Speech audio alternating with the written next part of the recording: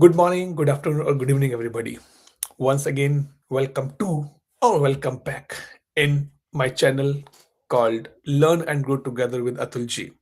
Before I start this session officially, formally, with my guest, who is very special in the ServiceNow ecosystem, who is very famous in the LinkedIn post, I can say, very innovative in the AI perspective.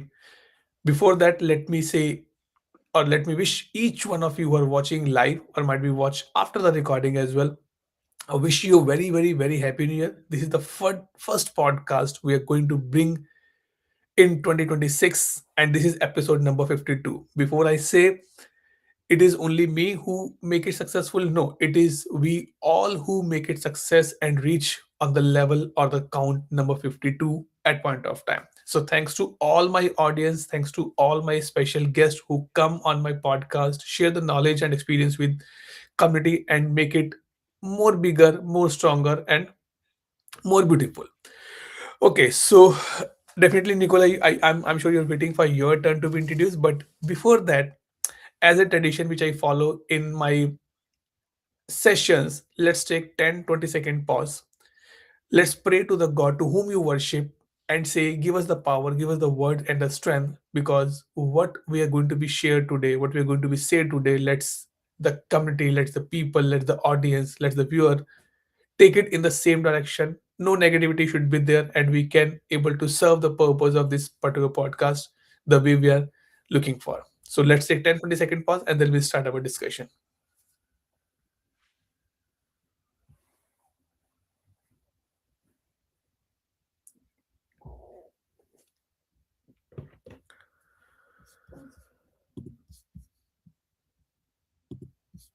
Okay. So, Nicola, you all set? Okay. Okay. So, I heartily welcome you, Nicola, in the 52 episode of Unknown to Known, because even though you are known to many people, but you are unknown to me till now. And that is why I want to be discussed. I want to bring you on my podcast so that we can have a good discussion about you, your journey, and your participation, your work in the ServiceNow eco world, specifically in the AI perspective.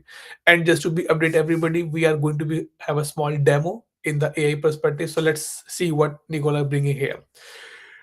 I just know that you are one of the person who are working ServiceNow, even ServiceNow Innovation Office, and you're working in the domain of AI. But I want to know more about Nicola. That who is Nicola? What is your education background and how you reach at this role?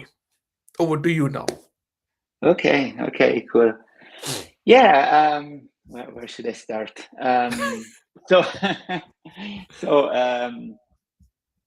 well, first of all, my current role in ServiceNow, I work in the innovation office. It's a team that is looking in the future of the product and the technologies in the next 3 to 5 years and more.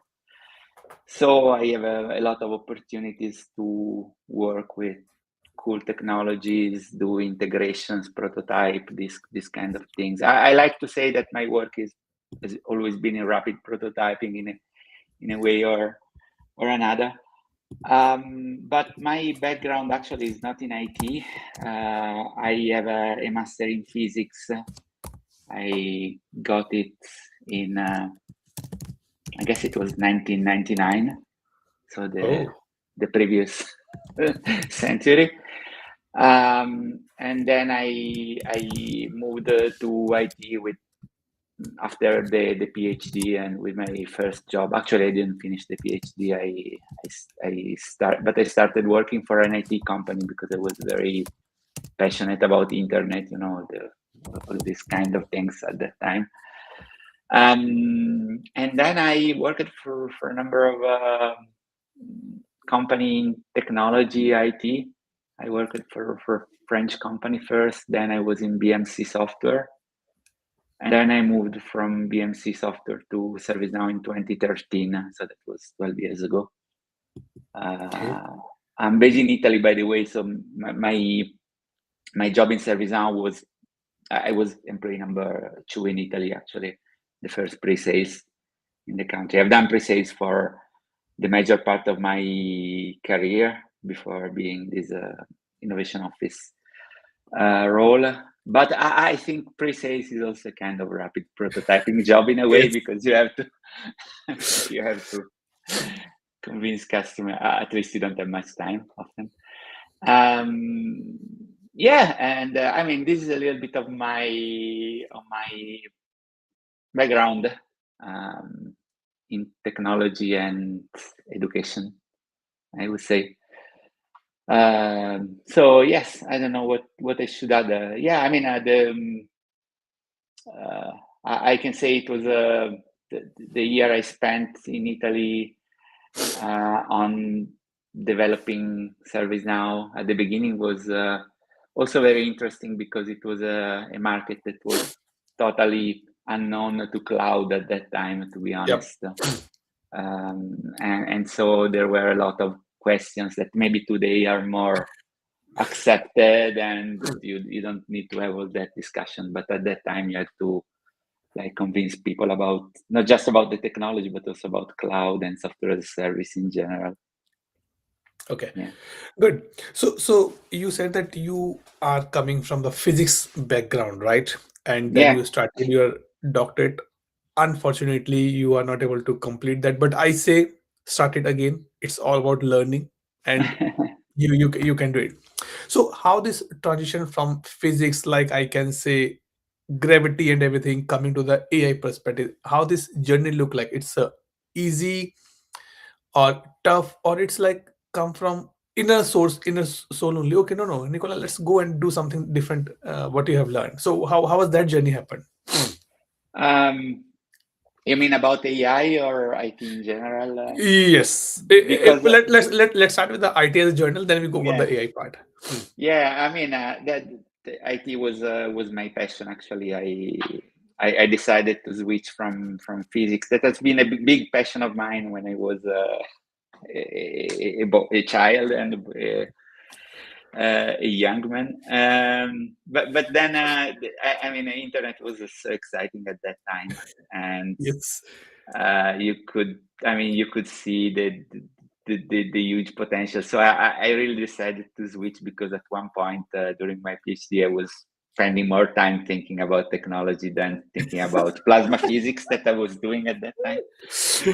So I told myself, even if it was almost done, I told myself, I mean, it doesn't make sense to continue something that you're not going to do later. So I wanted to Mm, start, and definitely there were more work opportunities as well in the technology field.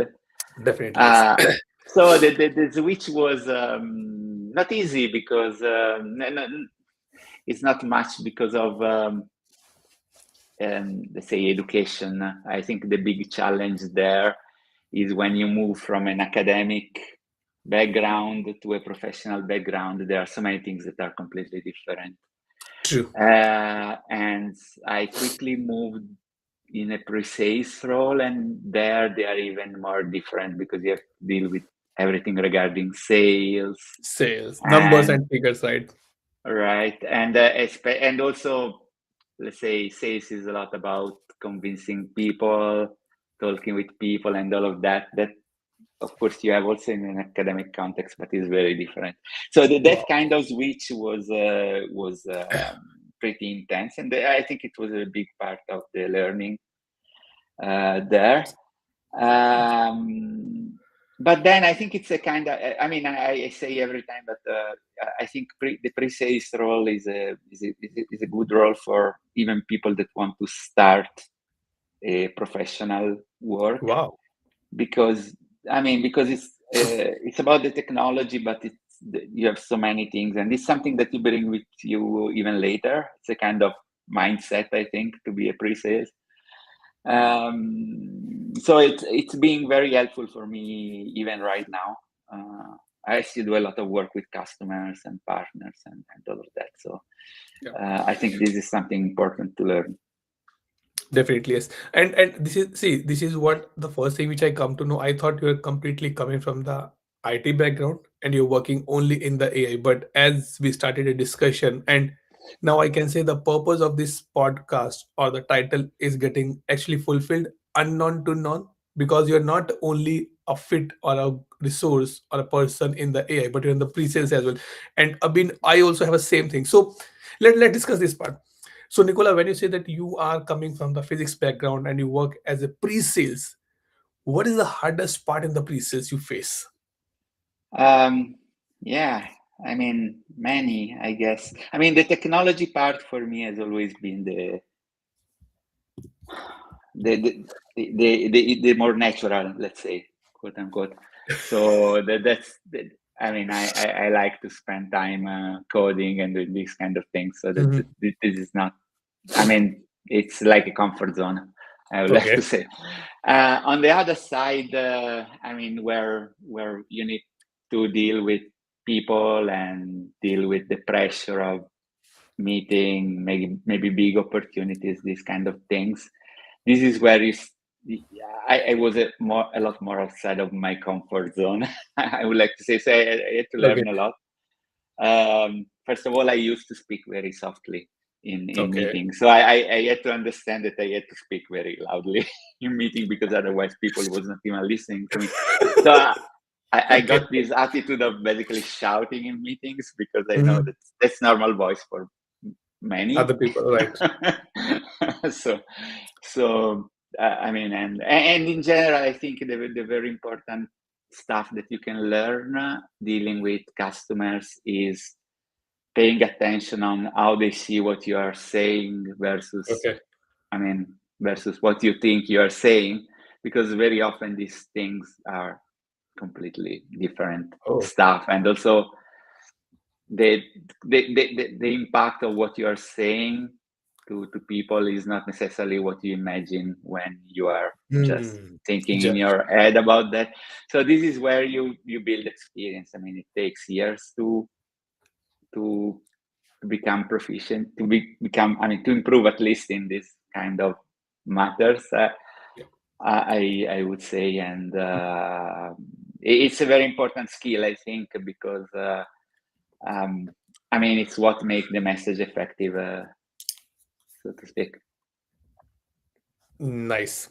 And also one more thing, when you say that everybody or anybody can start his or her career as a pre-sales as well. So what courses or what, even though might be a books, you can say, do you prefer to be read to anybody that if you read these books it will give you little insights that how the sales or pre-sales work?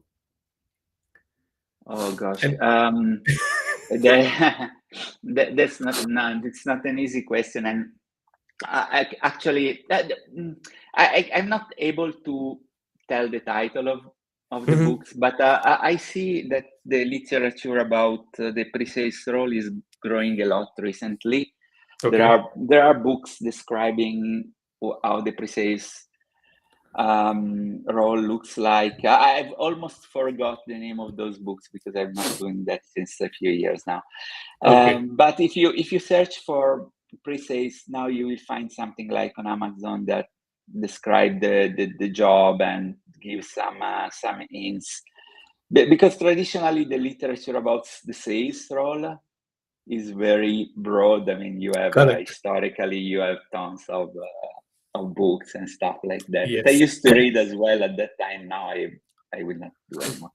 But uh, but there is more awareness right now of the pre-sales role and what people can do, and of course it requires a bit of seniority still. So I mean, start with a technical role at the beginning Mhm. and then try to move in the same company in a pre-sales job. I think Pre-sales. it's a good idea because so that you know that, I mean, you're comfortable with the technology part Yes. and you can focus on these additional skills, Yeah. so to So speak. so it means if anybody want to go in the pre-sales area, if they have the platform knowledge, irrespective it's a service or any other platform, it will be like an addition for them, right?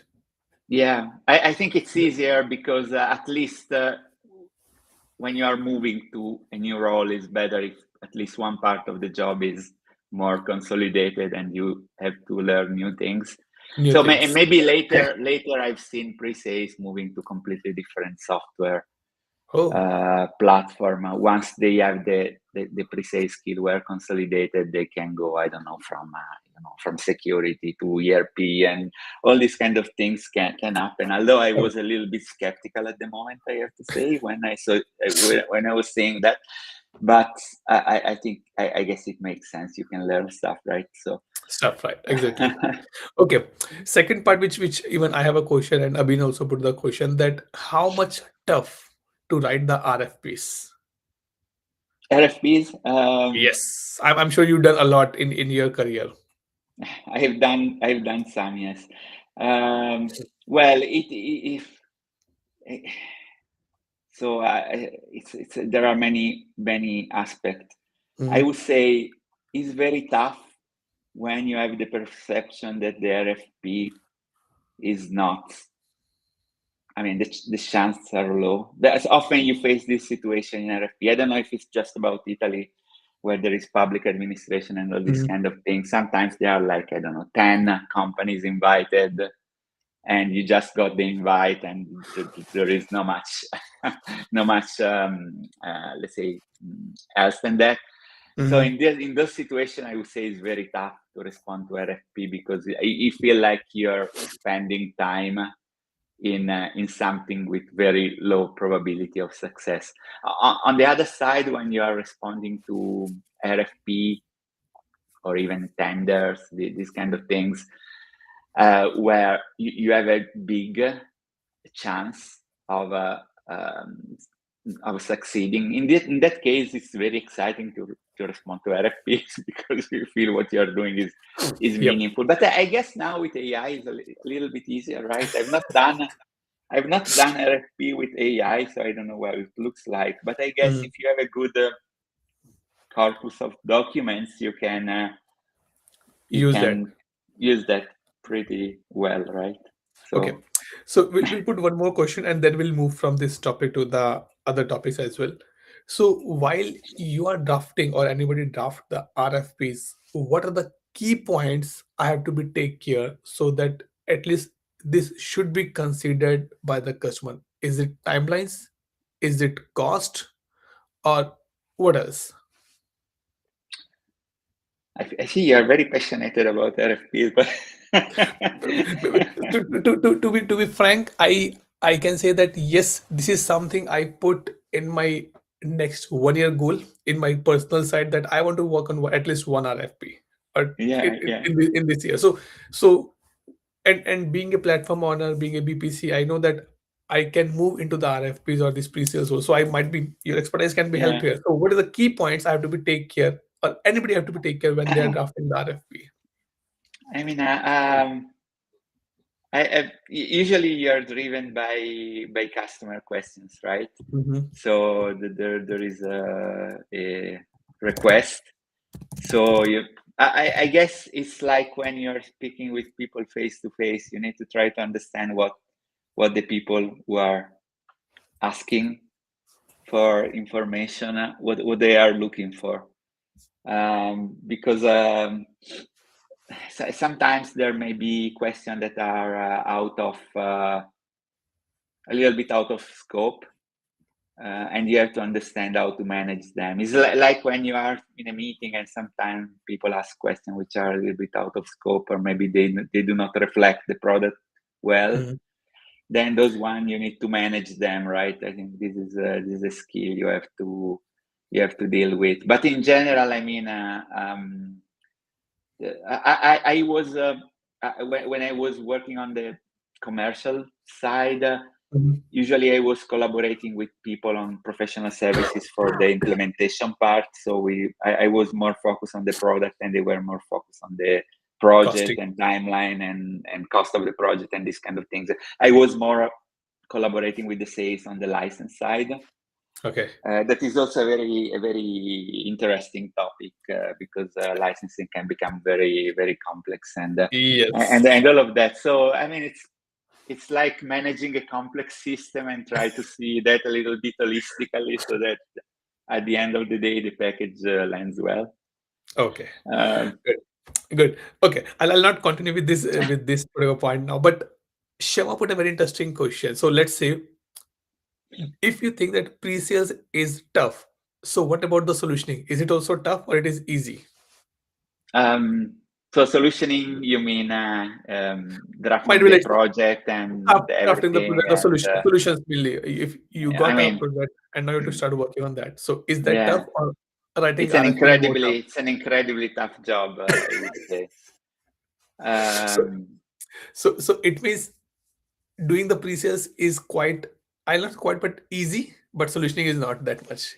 Is it right statement, or you think no, it's both are equal weightage? no, I mean, you deal with different. I mean, in both roles, you need to manage expectations, and they Mm. are very different phases of the life cycle of a customer in general, and you have to.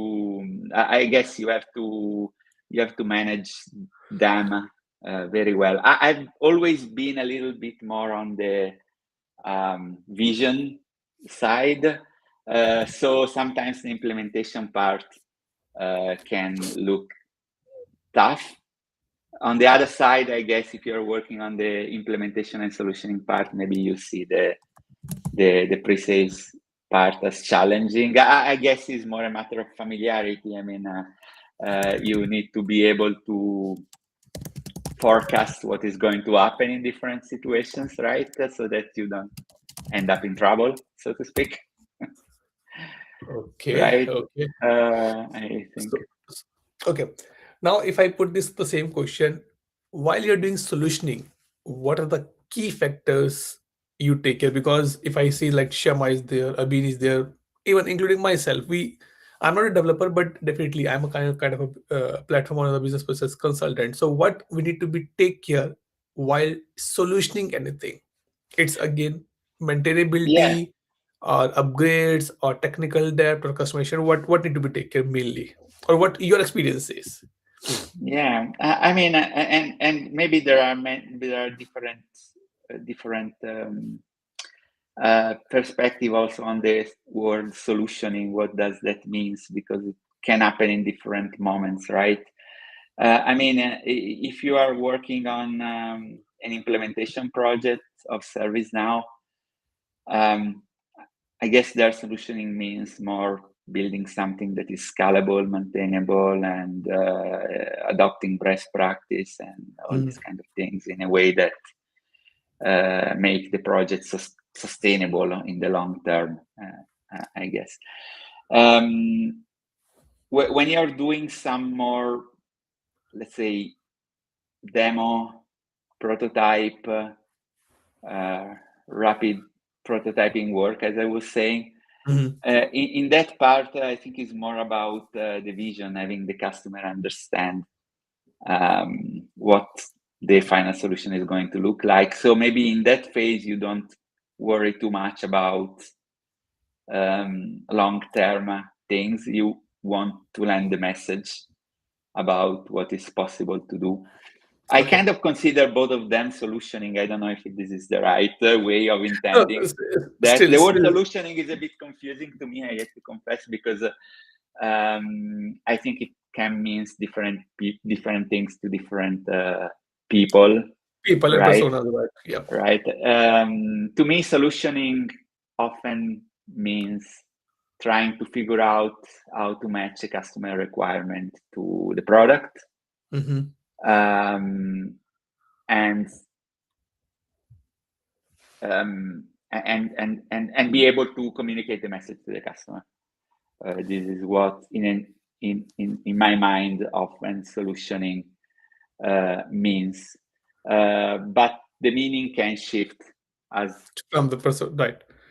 when you move along the journey, right? So Okay. Okay.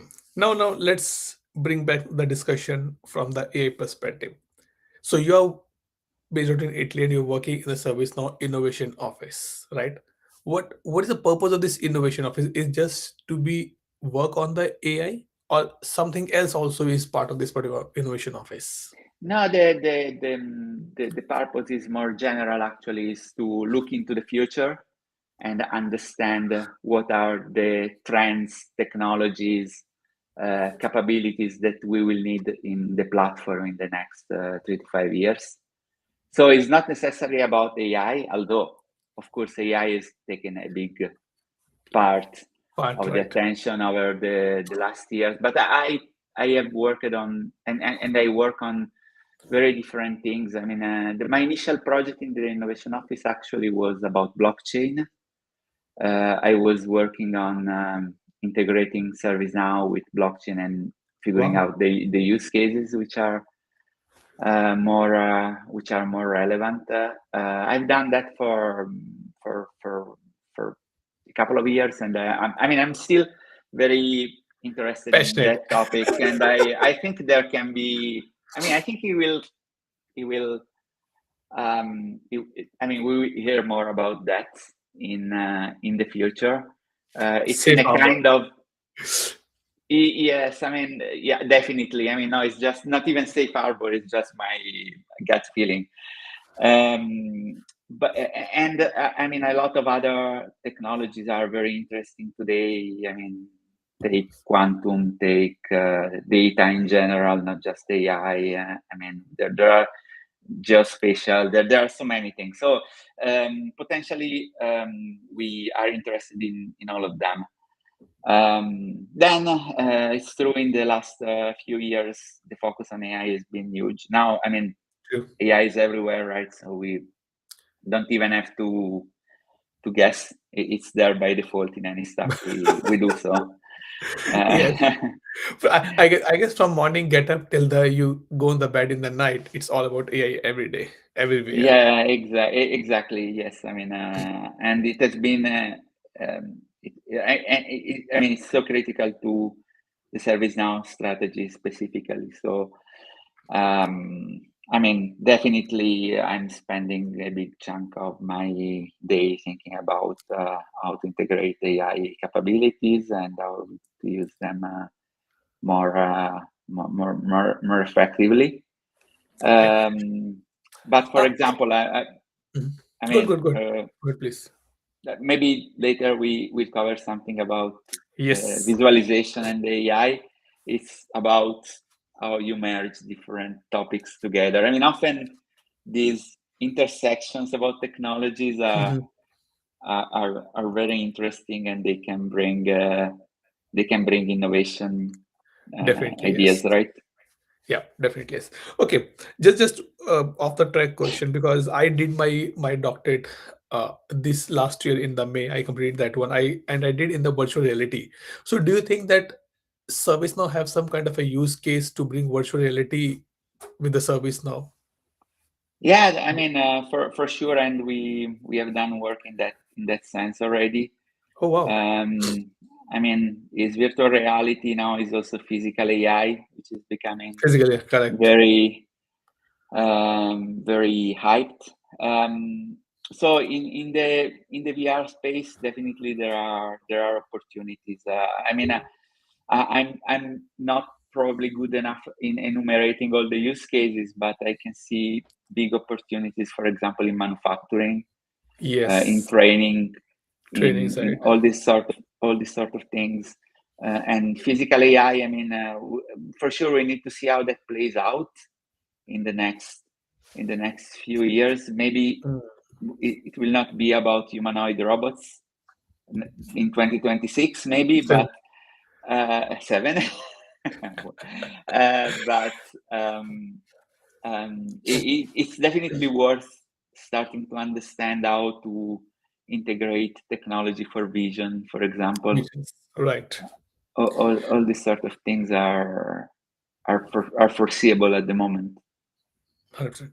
Okay, let me bring back the discussion again here. So now what I'm going to do, I'm going to play a game with you. Okay. And I will give you one alphabet and you have to be give me one word from Okay. the AI ecosystem. Okay.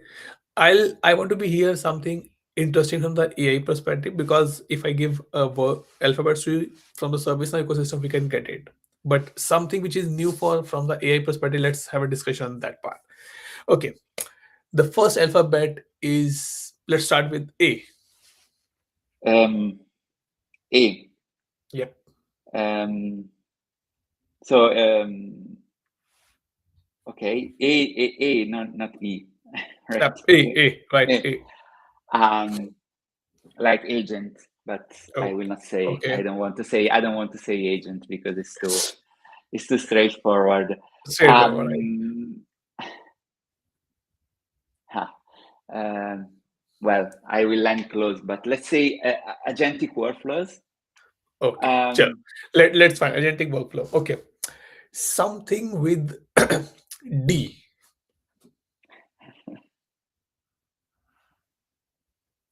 D. in your AI world. Oh, Something you use with the word or the alphabet start D.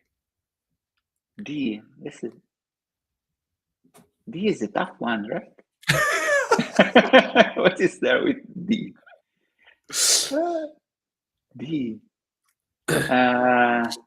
No, there must be something. Wait. Something I'm The, looking for something from the service from the agentic or AI ecosystem which you're working day in day out. in with D. Um, D. The, Might be anybody yeah, from the audience if you have any guesses, yeah, but D the word should be mainly used in the AI ecosystem, not with in. D. Yeah. Okay, let's take Yeah, another one. Good. yeah, If yeah. you Give me another one, please. okay, uh, something with S. um, S. S Yes. S. Singapore. S. S like Singapore. Yeah. Yeah. Something with S. Um, oh God, that exercise is more difficult than I was imagining. S like wait. Um, System is too generic. Sid- Um, Okay. no, it's too generic, I guess. But maybe I mean I will stretch a little bit. Maybe you can say software generation or Software generation. code That's a good one. generation. is that is that good enough? Okay. No, it's not Uh, good, but Not I good, but think I'm looking for. can we try another Okay. one? Because Yes. Okay. Let's take the last one, and then I go for the specifically demo what we are looking for here. yeah, Okay. Something with that T. no. T. T T. T. Tango. T. Yeah. I mean, with T you have token. That's very easy. Quite easy. Quite easy. Good. Okay. So now Okay. again, I'll come back again for this game. So now you said that what are the main use cases if I have to be C from the AI perspective, or if I convert that question, how you find out the use cases? Let's pick up this one and do the work now. How you find that? What is the strategy behind that? Okay. So the one that I wanted to share Hmm. is about um, generating visualizations with Oh, AI, okay. and yeah, actually it has to do with UI more in general, but basically the way that I came to this use case is trying to make as easy as possible for someone presenting a message to a customer to generate some visual artifacts that are able to support that. Okay. And it's just a prototype at the moment. It's not even running in ServiceNow. I'm working on migrating that on the ServiceNow platform. So it's Okay. something that I have, how we say today, vibe coded, although I hate the the word, but it's something that I have prototyped Wow. starting So from the requirement. So this is how okay. it's coming to So, life. so might be it is just a disclaimer for everybody who is watching live or might be watch after that. This is completely on the personal experience. It's a safe harbor. Don't take any financial decisions based on this demo. Absolutely. Yeah. So if you are be looking for something like this, I still recommend go to your ServiceNow account representative, talk to them, and then it will be done. Okay, over to you, Nicola. Now, if you can possibly share the screen and show us that Okay, what yeah, yeah, this yeah. what this UI generation means. Like it's a form generation or it's a flow generation. What is that mean? And let me. So basically, what it is at the moment is a UI generation Hmm. example, and is taking some assumptions about how the UI is being generated. Okay. But so basically, what I want to show you is how you can move from a textual description to Hmm. a visualization, let's say a dashboard or something like that. Okay. Let's And let's do that. we have capability in the product that goes in that direction, but you will see what I have here is more like a tool that you can use to tell a Sure. story, kind of. So let me see if I can share that. Please. Just a second. I want Yep. to do Close the other windows. yeah, I want to be sure I don't have other stuff open at the same time. Generally, we Uh, got this message when we have a IT team support on the remote side. Hey, please close all your remote yeah, yeah, windows. yeah. Sure. Okay. Can Okay, you see let me. my screen now? I'm adding you in the stream now. Yes, I can see the screen now. Okay, okay. So as you can see, it's an empty screen, right? Yep. But the idea basically is you can request what you want to visualize. So for example, you can say, let's start with something funny, right? I want a pie chart with Italian food. Okay. So basically, you're running a prompt and is going to generate something for you. Okay. So this is very simple in a way, right? Yep. And you can continue to add stuff like show me a map of Italy with Oh, the main food locations, something like that. Locations. interesting. And every prompt which you're putting is if it's kind of a licensing part. If you go in that direction, like it's a prompt only, right? It's a actually it's a prompt plus the current content of the dashboard of the visualization. So you don't have the entire context of the conversation, but you have how the visualization looks like at the moment. Mhm. That is a JSON, plus how you want to change or improve it. So you can refer to what you see on the screen and ask Okay. to modify to modify that. So if you say something like put the pie on top of the map, something like Hmm. that, hopefully you understand correctly, and this should organize stuff vertically, right? So you can also manage the layout from the prompt and ask things. But I think the interesting part, because this is a capability that is both generating visualization and Hmm. data.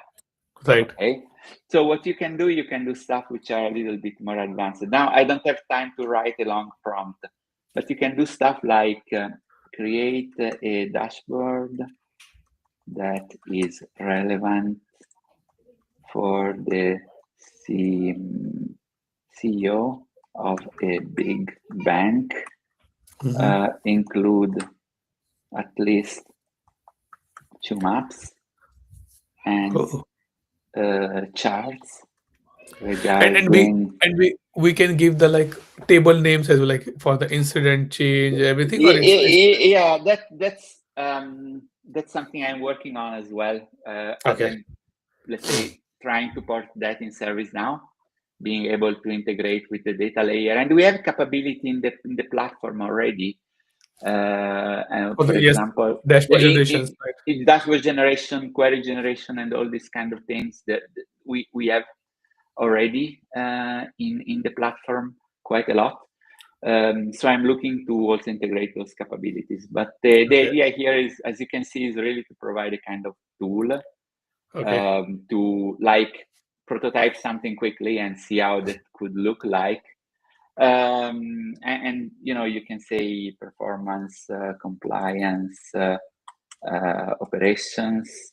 Let's see what it gives us. Include Okay. uh, at least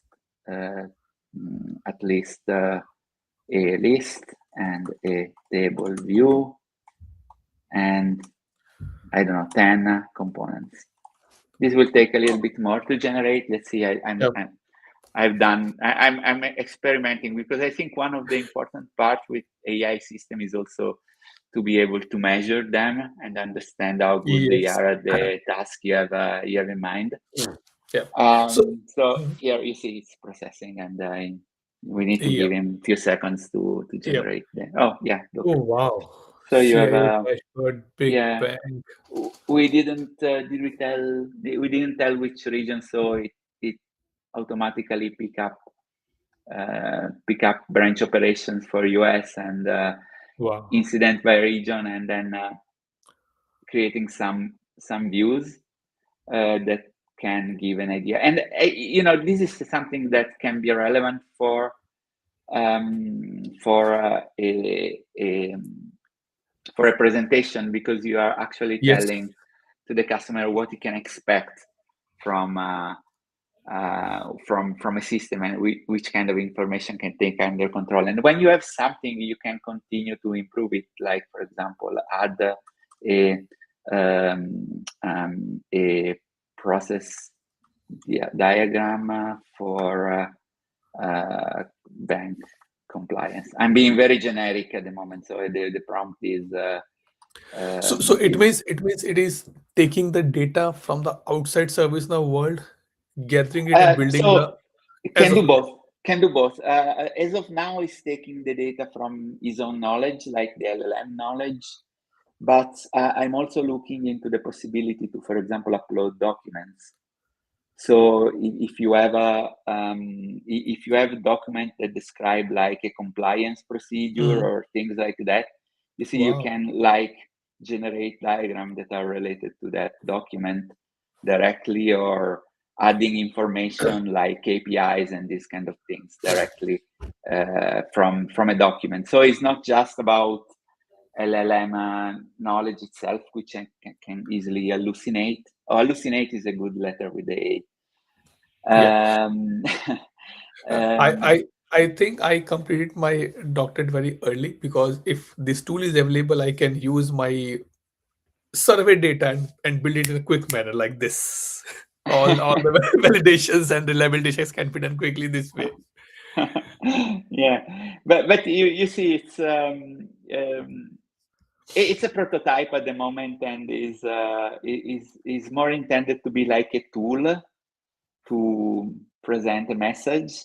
Mhm. And I'm thinking about how this kind of capability can maybe become relevant also in operations in a way, Right. because maybe you want to maybe you want to um, be able to have the same kind of easiness Mm. in creating visualization, and I mean, That is a hopefully can inspire. Yeah, that is a fantastic part. So can we put kind of funny as well? Create a image of any cartoon. Will it create? No, you will not create images, but you can make it funny in the sense that you can ask to like I've done that, create a dashboard about Italian food. I don't know why I'm always using this. I'm Or always like using this example. create a dashboard of Harry Potter series, its view and everything. Will Ah, it? I think so. Create a dashboard that is relevant to the Harry Potter world. Include like monsters, places. Places or What else? equipments, accessories to build that. Accessories. Yeah, to build that show. Uh, how do you say spells, Yep. etc. Make it fancy. Use 10 components. Yeah. Oh my God. Too much. And what else? Maps, And charts, add a Harry lists, Potter image as well. diagrams. He will not do that. But he will not do that because the way it works is a kind of declarative UI. It's not generating code, because very often Oh, now we generate code, right? But that doesn't work, in my opinion, for non-developers. And also it poses a lot of security constraint, right? yes. Because you need to have a build step, you need to have something validating the code. In this case, it's doing something different. It's generating JSON, and there are components which are able to use the JSON Mm, and visualize. So it cannot do everything. It can do what a list of a library of component allows it to okay, do. good. And you Yeah. see, you can also It's, generate timelines. This is a yes. timeline. I need Wow. to improve the readability, but you also have text, and you have magic creatures, the basilisk, and Nice. That spells, was. and some other words, house Mm. distribution stats. Will You it see, be able to help to generate the form in the service? Now, like let's say I'm creating a custom application for my client, and I got that okay, 20 fields should be available in my form. Instead of going to the form builder, form layout, if I just put that Excel sheet or the field name, will it create the form as well? Or still you're developing that part? it's not there yet. It's not there yet in this prototype. This prototype is more on the client side, Okay. to be fair. But is all of that is something which is possible. And I mean, I'm investigating what how far we can push that to additional Mm. use cases. Traditional use cases. But I thought it was a funny example to show, because you can use it in different No, ways. yes, I think this is not only good for kind of a development perspective, but people like sales or pre-sales who want to be see that how it will be look like. Just give a prompt and Exactly, it can exactly. be done Yeah, right. yeah. It's just like it's kind of a simulator at the moment, Simulator, right? Exactly the right. The and right word is simulator, right? Correct. yeah, it's kind of a simulator, and yes, can be used also for kind of designing.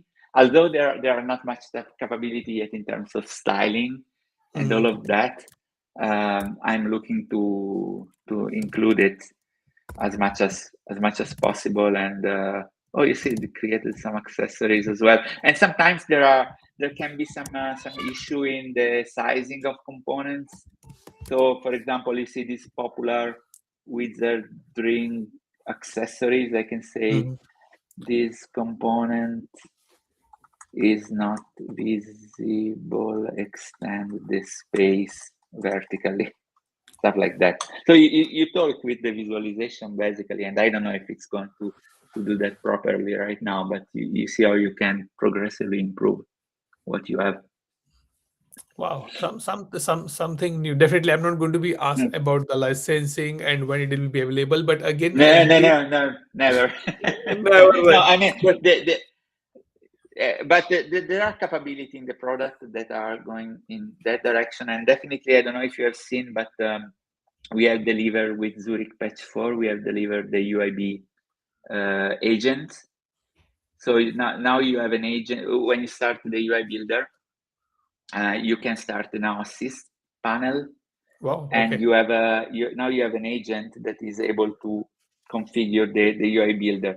So that component goes pretty much in the direction. I mean, potentially can create dashboard and all of that just Yep. from a single prompt. So um, maybe we will be able to implement something like that 100% based on existing capabilities. but I'm not sure yet. So it's a kind of a spike So, job so I'm it's a, doing. safe harbor as of now. Once again, Yeah, that's yeah, one yeah. word. I Yeah. mean, Service now word. It's safe harbor, right? Okay. not No, even safe. it was a very good to be see the use cases. Okay. Now, I definitely, if you want, you can stop sharing. That's totally fine Yeah. for me now. And come, let's come on this face-to-face discussion again. Now, the next question. I saw that you put a lot of posts on the LinkedIn. Might be a small paragraphs like 10 20 lines paragraph, and you put one screenshot, two screenshots, and that get reshared like minutes and seconds get starting resharing. How you prepare that means, is it kind of a prototype, or it's like actual solutions as well that includes? And when someone comment on that, do you actually get time to be read that comment and take a feedback, or just okay, my part is just to put, that's all, nothing to be worried? No, I mean, it's becoming part of my day-to-day job. But to be Hmm. honest, when I work on something and I bump in something that I think can be interesting for others, usually I make a post about that. And yeah, often I get a lot of feedbacks and questions and stuff like that. I try to answer to everyone, and sometimes also do some a little bit of pair programming if they have some Hmm. similar problems. We try to figure out what how we can make it work. But usually it's something that I find in my day-to-day job, and I'm very passionate about visualizing also data models and these kind of things. So I often, when I work on some capability like I don't know, the conversation server. I don't know.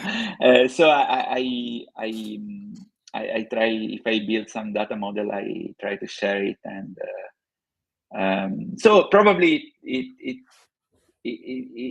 takes some time, but it's Hmm. definitely time well spent, because I see that when you come back to the same topic later, you can say, okay, I had my notes, I posted them, so I can Yes. come back to my post and try to remember what I learned, because often you Yes. forget, right? Good, good. So how many direct message you got when you post something like this?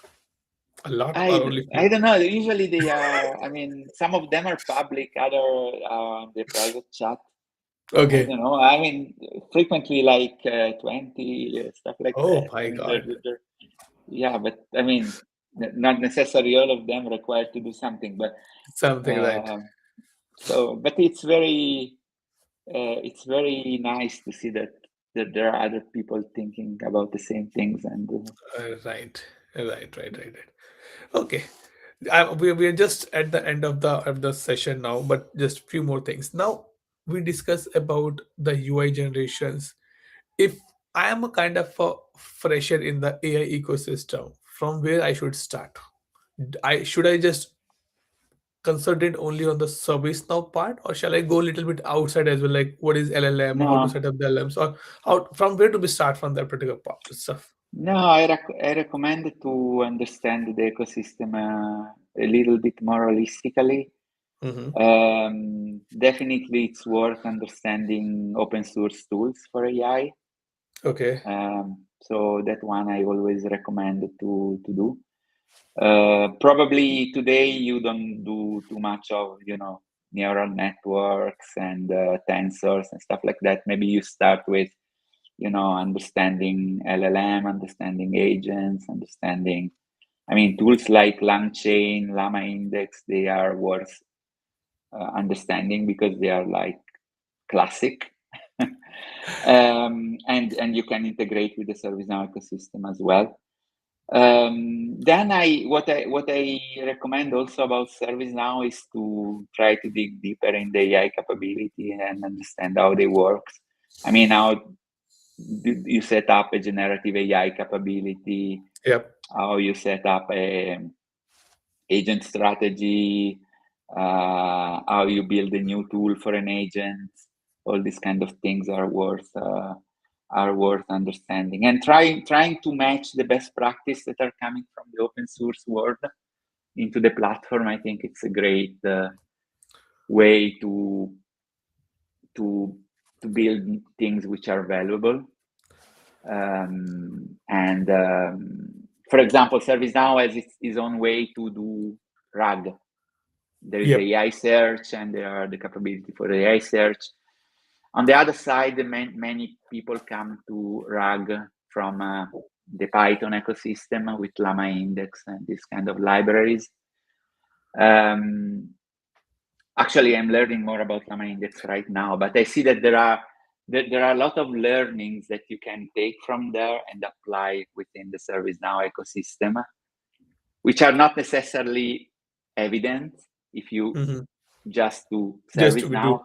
Right. So, I mean, the AI world is pretty big now, and so it's I think it's very important to incorporate best practice, lesson learned coming from everywhere into the work you're doing on ServiceNow. Okay. Cool. Good. So I guess I'm done a lot of discussion with you now, and we'll see that a wonderful discussion with you, Nicola. And I think there's no other question from the audience as well. Might be if anybody who is watching it later, and if you have any question, please put that question as a comment in the chat box or the comment section. I will reach out to Nicola to be reply on that particular part. Now, as we are at the end of the session, let's go on the tradition from where we started. Let's take 10-20 second pause. Thanks to the God, He gave us the word, power, and the strength, and we're able to deliver what we want to be delivered to the community and everybody. And then we formally close the session as well.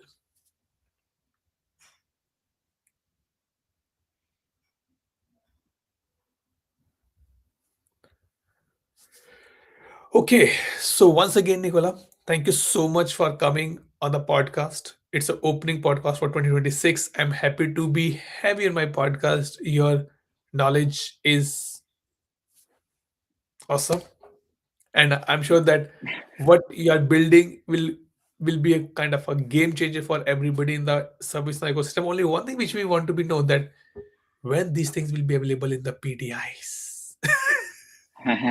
The AI capability, you mean, right? AI capabilities, right? Yeah, Because if we as a developer get the AI capability in the PDI, might be we are able to do more troubleshooting and share more yeah, feedback and the comments and yeah. updates with you to improve the system as Yeah, well. yeah. I'm also looking forward for that. I have to be honest, because often when I'm talking about AI capabilities, I